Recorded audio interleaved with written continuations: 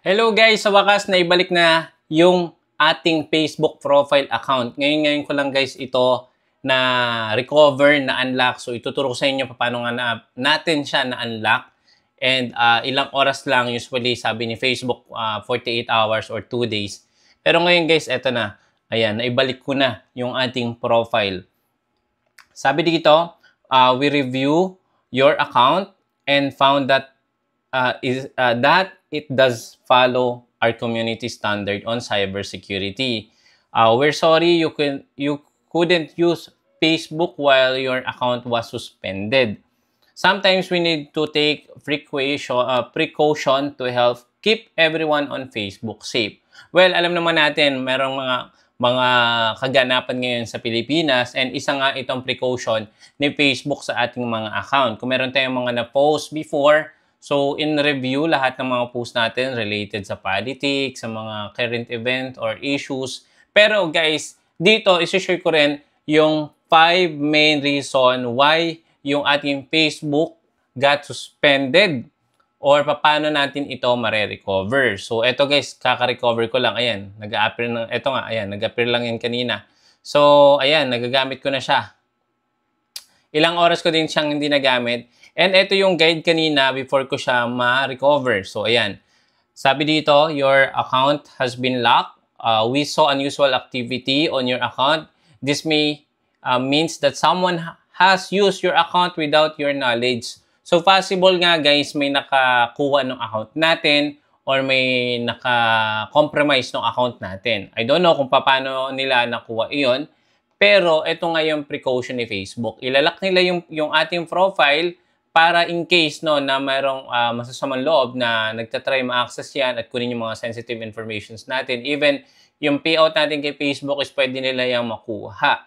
So, ang gagawin ni Facebook is ilalak po iyan kapag po hindi natin yan na-recover within 180 days. Upon suspension, posible po magkaroon ng permanently disabled Facebook account. So, ngayon, clinic lang natin itong get started kung kayo po ay merong similar na ganitong violation. Ang gawin nyo po is i-log out nyo po muna yung inyong mga Facebook account to different devices. And maggamit po kayo guys ng browser. So, itong ginamit ko is browser. Nung tinatry ko i-recover siya gamit yung Facebook apps, naglo-loading lang siya. So, trinay ko guys mag-login dito sa browser. I suggest Brave browser yung gamitin nyo. Sa Chrome, medyo merong may something yung Chrome ngayon. Hindi siya masyadong hindi okay ngayon yung Chrome. Kaya try ako dito sa Brave browser. So, ang ginawa ko is get started lang. Kanina hindi ito nagpo-proceed. Then, meron ditong tatlong option to verify your account.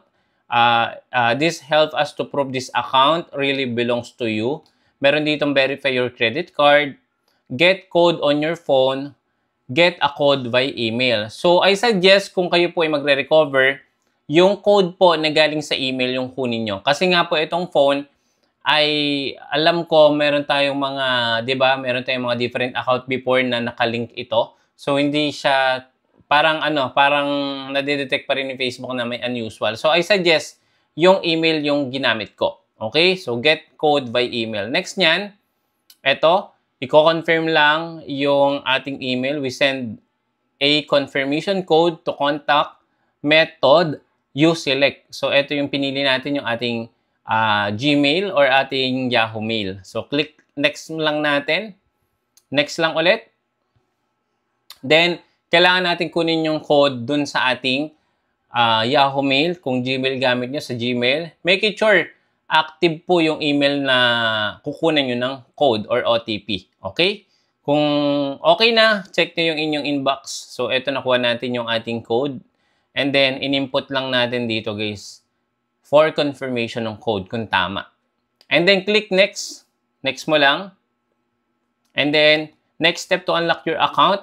Meron ditong pangalawa. Check all the emails and phone numbers on your account and will help you to remove any old or unfamiliar one. So, click lang natin ulit next. So, dito meron tayong na-add. Actually, itong email ko na to 2018 pa po ito. So, in-add natin to. for backup in case nga na magkaroon ng mga compromising na account natin na compromise. So, meron tayong backup kasi hindi naman nila makukuha itong Yahoo Mail natin as long na wala silang access, di ba? So, kinonfirm ko lang yan. Click nyo lang next. Then, your new login details, ito nga yung contact details na nilagay natin, yung Yahoo Mail. For update lang, click ulit natin yung next. And then, successfully, nakalagay na dito, you have unlocked your account. Ayan, may option dito, dalawa. Pwede nyo i-review yung recent activity nyo. Or pwede na kayo guys bumalik sa Facebook. So, I suggest, wala naman akong kailangan i-review sa mga recent activity na pinost ko. Chinek ko naman yung mga post ko kanina. Wala namang post na hindi galing sa akin. Mostly galing talaga sa post ko. So, click nyo lang back to Facebook and successfully guys, naka-login na tayo dito. Okay? So, ganun lang kabilis. So, ngayon, pag-uusapan natin naman, paano natin maiiwasan na magkaroon ng suspension yung account natin. Ano yung 5 most reason or reason why nagkakaroon tayo ng suspension sa ating Facebook? Number 1, make it sure dapat yung inyong Facebook name or profile name, kung profile gamit nyo, dapat po tugma sa mga documents na kailangan nyo i-send kay Facebook if ever magre-recover kayo. Like ID, dapat yun yung mismong pangalan nyo sa Facebook.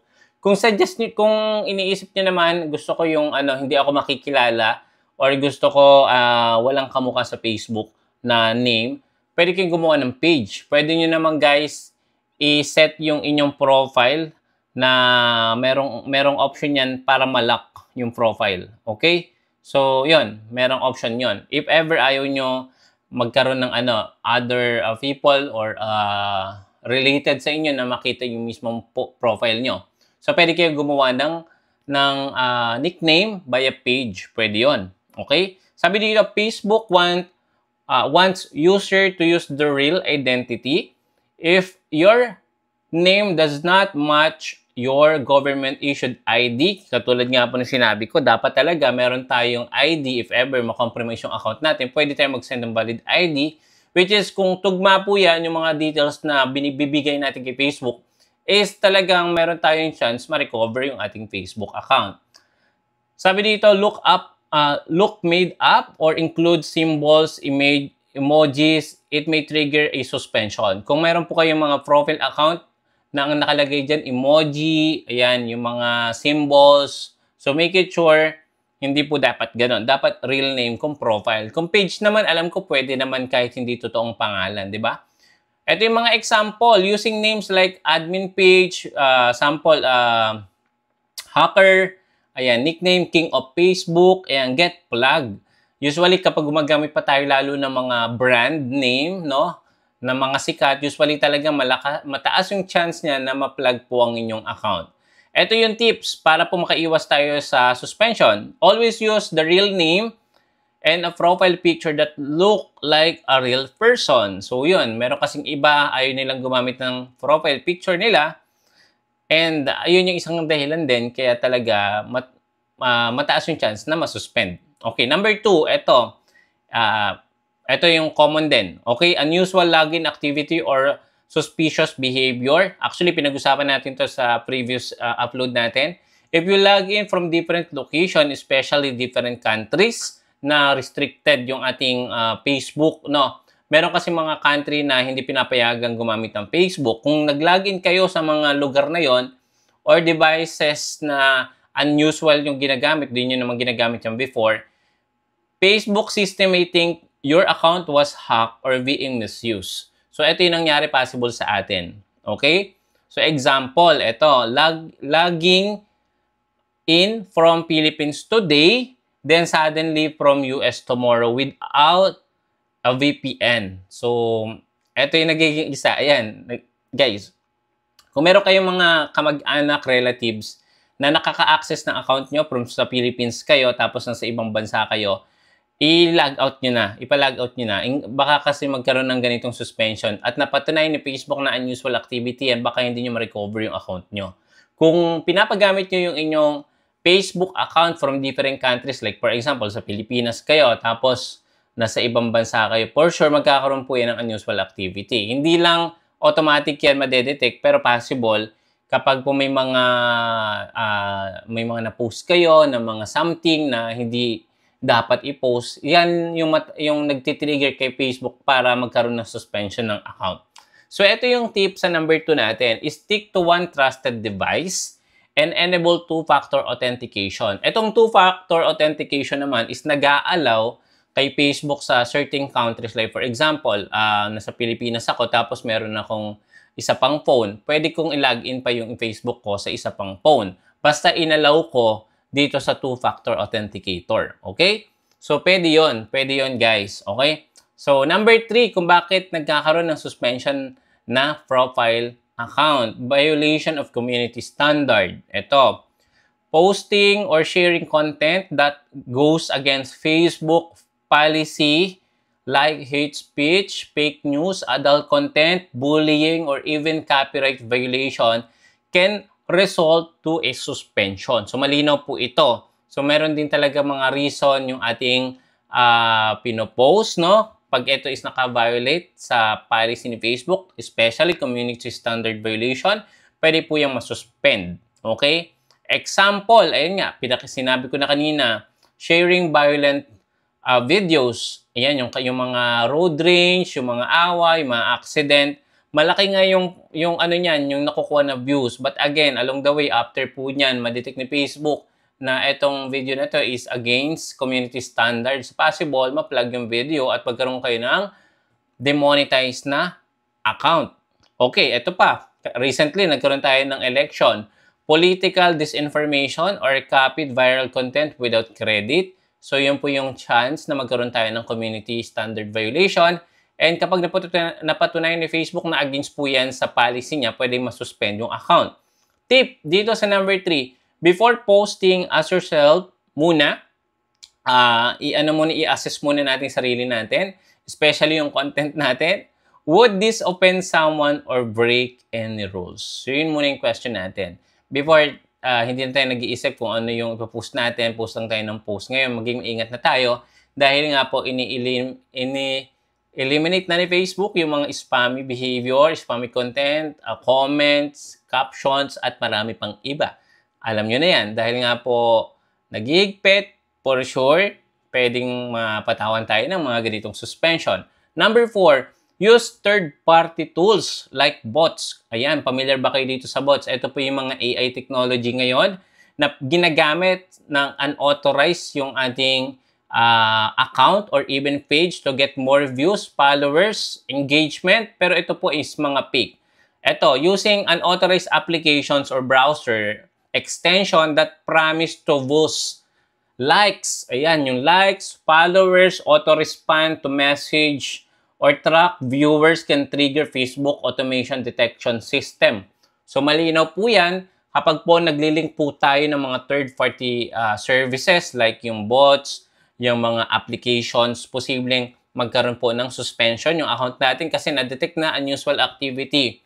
Example nito, installing an autoliker. Ayan, familiar ba kayo sa autoliker before? Or who views my profile extension? Ayan. So, maging maingat kayo sa mga ganitong mga third-party application or services na nakikita nyo na ino-offer sa online at nagpo-promote po na magkakaroon kayo ng maraming followers, likes, or even views para lang po sa maliit na halaga. Ayan. In-offer in exchange for money, bibigyan kayo maraming followers. But again, this is fake followers, fake views, fake engagement. Ayan, magkakaroon nga kayo niyan, posible. But again, along the way, suspension yung pwede nating ma-receive.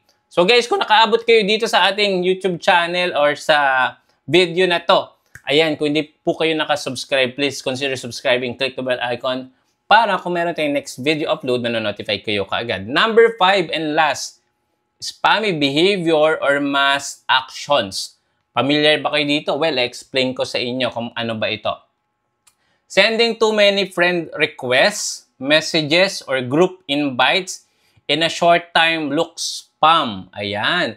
Kung kayo po ay, syempre, gusto niyo magpakilala sa different friends, pwede kayo mag-send ng multiple friend requests. But again, this can be unusual na nadedetect din ni Facebook.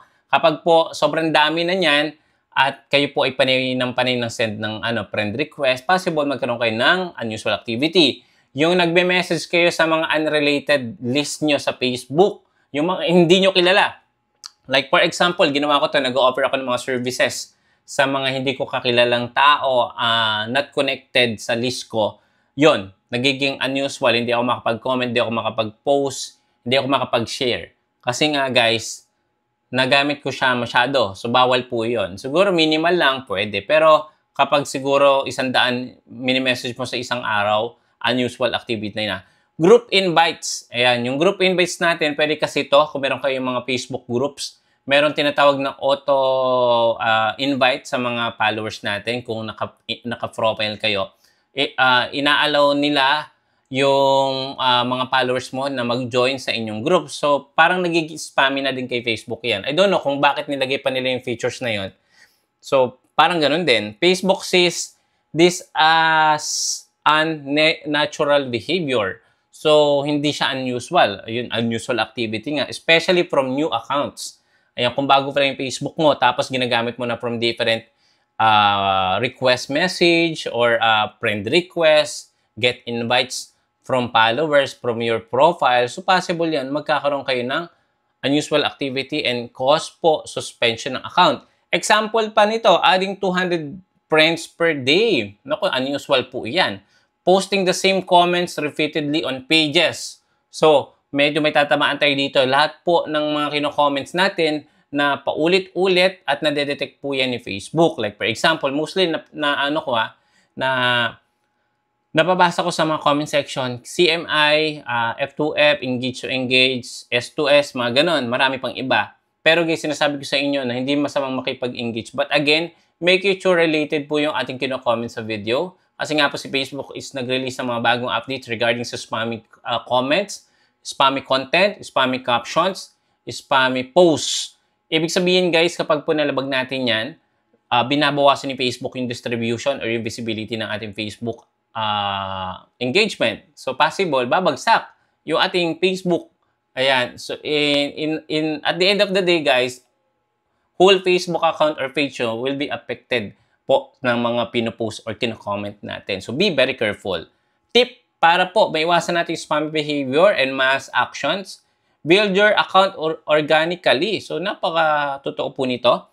Slow and real growth is faster. Totoo naman po yun. Kung kayo po ay nagkikreate ng mga quality original content like tutorial, entertaining, educational, inspirational, motivational, and so many more na mga content na totoo pong magkakaroon kayo ng mga avid viewers, avid followers. Along the way, guys, snowball effect. Lalaki ng lalaki yung followers nyo, lalaki ng lalaki yung views.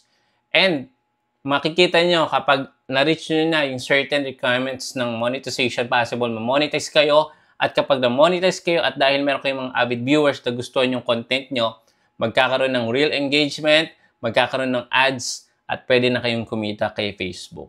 Okay. So guys, maraming salamat sa inyong panonood and hopefully guys nakatulong itong ating content. Medyo mahaba and hopefully nakatulong sa inyo na maunawaan natin kung bakit nga ba tayo nagkakaroon ng suspension ng account.